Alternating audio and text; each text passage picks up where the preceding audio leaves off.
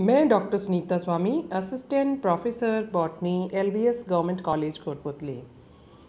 आज का हमारा टॉपिक है properties of restriction enzyme. Restriction enzyme काम कैसे करता है, इसके अंदर क्या गुण होते हैं। तो इसके अंदर जो गुण हैं वो है नॉमेनक्लेचर और रिस्ट्रिक्शन साइट या रिकॉग्निशन साइट। नॉमेनक्लेचर कैसे किया जाता है किसी रेस्ट्रिक्शन एंजाइम का, तो सबसे पहले इसके अंदर देखा जाता है कि ये जो रेस्ट्रिक्शन एंजाइम है किस बैक्टीरिया से या किस सोर्स से इसे आइसोलेट किया गया है। तो सबसे पहले जब इसका नॉमेनक्लेचर करते हैं तो अगर बैक्टीरिया से इसे अलग किया गया है तो बैक्टीरिया का जो जीनस है उसका फर्स्ट लेटर हम लिख देते हैं। जैसे इकोलाई बैक्टीरिया है, उसके लिए हमने जीनस लिखा एस्चेरिचिया, तो इसका जो फर्स्ट लेटर है वो हो गया ई। उसके बाद में स्पीसीज़ है कोलाई, तो हमने स्पीसीज़ का जो फर्स्ट लेटर है वो स्मॉल लेटर में दो लेटर को हमने लिख दिया CO। उसके बाद में इसका स्ट्रेन है RY13, तो हमने लिख दिया R। और ये बैक्टीरिया इकोलाई के अंदर ये जो एंजाइम है वो सबसे पहली बार जैसे इसके अंदर डिस्कवर किया गया, तो इसलिए इसे लिख दिया गया फर्स्ट, यानी echo R first. Recognition site. Recognition site है क्या?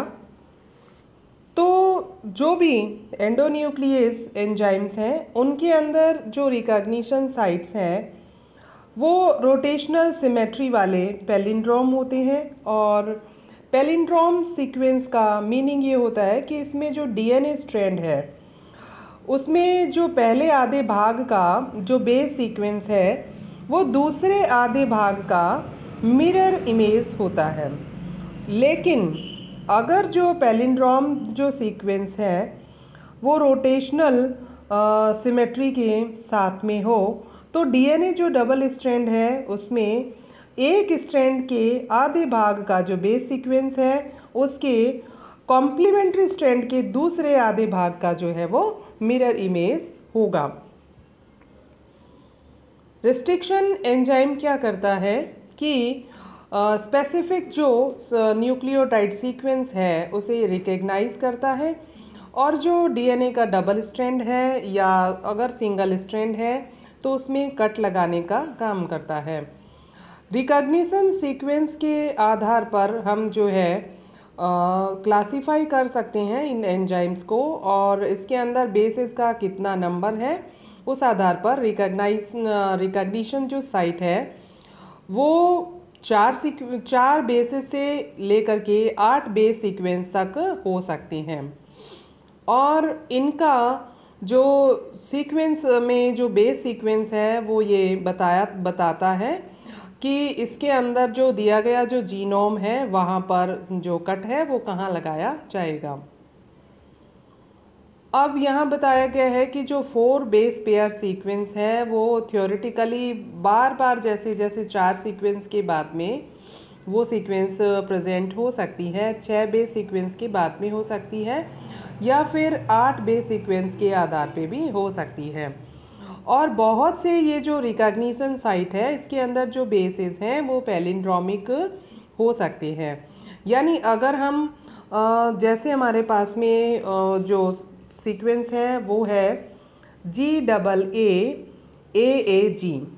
तो इसको अगर हम रिवर्स डायरेक्शन से पढ़ना शुरू करें तो इसके अंदर जैसे इसका जो रिवर्स बेस पेयर होगा वो होगा CTTTTC।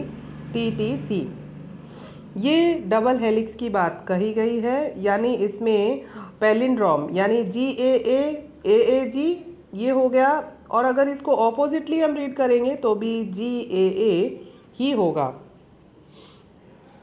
क्लीवेज पैटर्न क्या होता है कि जो रेस्ट्रिक्शन एंडोन्यूक्लियस है वो रिकॉग्निशन साइट पर क्लीव कहाँ करता है। तो इसके अंदर ये है कि जो रिकॉग्निशन साइट है वहाँ पर जो क्लीवेज किया जाएगा वो क्लीवेज कैसे किया जाए। और जैसे हमारे पास में जो रेस्ट्रिक्शन एंडोन्यूक्लियेज सेकंड है, उसके लिए जो रिकॉग्निशन साइट है उसके अंदर क्लीवेज किया जाता है। जैसे एग्जाम्पल के तौर पर हम देखें तो जो रेस्ट्रिक्शन एंडोन्यूक्लियेज है NIA third SAU third A, तो ये क्या है कि जो टारगेट साइट है उसके बीच के अंदर कट लगाते हैं, और बीच के अंदर कट लगाते हैं तो इन एंजाइम से या तो स्टैगर्ड जो एंड है वो मिलेगा या फिर हमें जो है वो इवन एंड प्राप्त होता है। अब जैसे यहाँ पे बताया गया है कि EcoR फर्स्ट है तो वो क्लीवेज कहाँ करता है, उसके लिए जो रिकॉग्निशन साइट है वो होगी GAATTC, यानी ये दो जगह पे कट लगाता है। जैसे 5' जो प्राइम है उसके G के पास में जो A प्रेजेंट है उन दोनों के बीच में, और इसका ऑपोजिट जैसे 5' प्राइम, इसका जो ऑपोजिट 5' प्राइम है वहाँ पर भी ये G और A के बीच में कट लगाता है। तो अब कट लगाने के पश्चात जो हमें एंड्स मिलेंगे उन एंड्स को हम क्या कहेंगे, प्रोट्रैक्टिंग एंड्स नाम दे देंगे। और ये जो प्रोट्रैक्टिंग एंड है इसमें टारगेट सीक्वेंस में ये पैलिंड्रोमिक होने की वजह से एक ही एंजाइम द्वारा ये उत्पन्न हो रहे हैं और एक दूसरे के कॉम्प्लीमेंट्री है, इस वजह से हम इन्हें स्टिकी या कोहेसिव एंड भी नाम दे देते हैं। अब दूसरे तरह के कट हैं, जैसे ALU फर्स्ट टाइप का क्लीवेज है, तो इसके अंदर जो कट लगाया जाता है 5' प्राइम की ओर, जैसे इसमें रिकॉग्निशन सीक्वेंस है AGCT, तो 5' प्राइम से ये AG और CT के बीच में कट लगाता है, और इसका ऑपोजिट जो 5' प्राइम है वहाँ पर भी ये GA और G के बीच में कट लगाता है। और अब जब कट लगाए गए हैं तो दोनों एंड्स के अंदर जो है बेस सीक्वेंस इक्वल है, इस वजह से इन जो कट्स को नाम दे दिया जाएगा इवन कट्स, और ये जो एंड्स होंगे ये होंगे ब्लंट एंड्स। रिकॉग्निशन सीक्वेंस जो है DNA के अंदर रेस्ट्रिक्शन एंजाइम के लिए, प्रत्येक रेस्ट्रिक्शन एंजाइम के लिए जो है वो डिफरेंट हो सकती है। जैसे लेंथ है रिकॉग्निशन साइट की, सीक्वेंस है, स्ट्रैंड ओरिएंटेशन है, जैसे 5' to 3' एंड की ओर है, स्टिकी एंड है, या फिर जो है वो ब्लंट एंड है, उसके आधार पर जो है रिकॉग्निशन सीक्वेंस जो है वो डिफ़र हो सकती है। अब डिफरेंट जो रेस्ट्रिक्शन एंजाइम है वो सेम रिकॉग्निशन सीक्वेंस को रिकॉग्नाइज कर सकते हैं।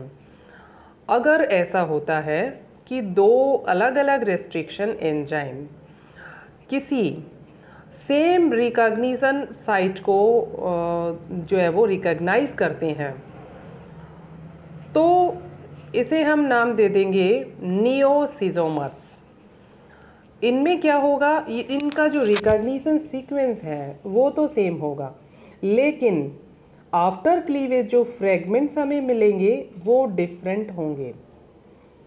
अब दूसरी प्रकार के हैं जिन्हें हम आइसोसीजोमर्स कहते हैं, तो इनमें क्या होगा कि जो रिकॉग्निशन सीक्वेंस है और जो क्लीवेज साइट है वो दोनों की दोनों क्या होगी, सिमिलर होगी।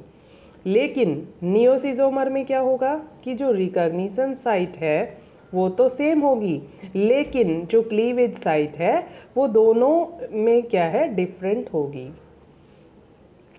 जैसे यहाँ पे बताया गया है कि ASPHL और BHUL इन दोनों रेस्ट्रिक्शन एंडोन्यूक्लियस के लिए जो रिकॉग्निशन साइट है वो है CGTACG,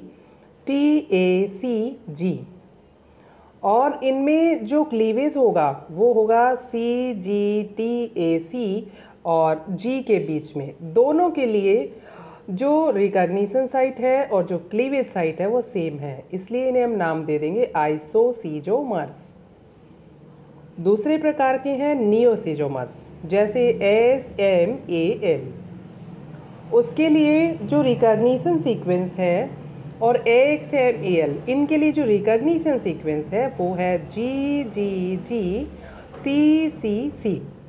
लेकिन SMAL, उसके लिए जो क्लीवेज साइट है वो है GGG, और बीच में यहाँ पे स्लैश का जो मार्क लगाया गया है वो ये बता रहा है कि इन बेसिस के बाद में क्लीवेज किया जाएगा। तो GGG और CCC, यानी G और C, जो तीन ये बेसिस है, बेस सीक्वेंस है GG, और जो नेक्स्ट C है इनके बीच में कट लगाया जाएगा। जबकि XMAL के लिए G और नेक्स्ट जो G है इन दोनों के बीच में क्लीवेज किया जाएगा। आइसोकोडोमर जैसे SAU थर्ड A, उसके लिए बेस जो रिकॉग्निशन सीक्वेंस है वो है NGATC। BAMH फर्स्ट, उसके लिए जो बेस सीक्वेंस है वो है GGATCC, यानी 5 days to 3 days एंड की ओर। यहाँ पर जो रिकॉग्निशन सीक्वेंस है वो डिफरेंट है और जो क्लीवेज साइट है वो भी डिफरेंट है, लेकिन यहाँ पर आफ्टर क्लीवेज जो फ्रेगमेंट मिलेंगे वो सिमिलर होंगे। जैसे GATC 5 days प्राइम से 3 days प्राइम की और जो बेस सीक्वेंस होगा वो होगा GATC। तो ये जो फ्रेगमेंट्स है ये सिमिलर है, इस वजह से हम इसे नाम दे देंगे आइसोकोडोमर्स। अब यहाँ बताया कि भी आइसोकोडोमर्स किस तरह से क्लीव करते हैं। Thank you.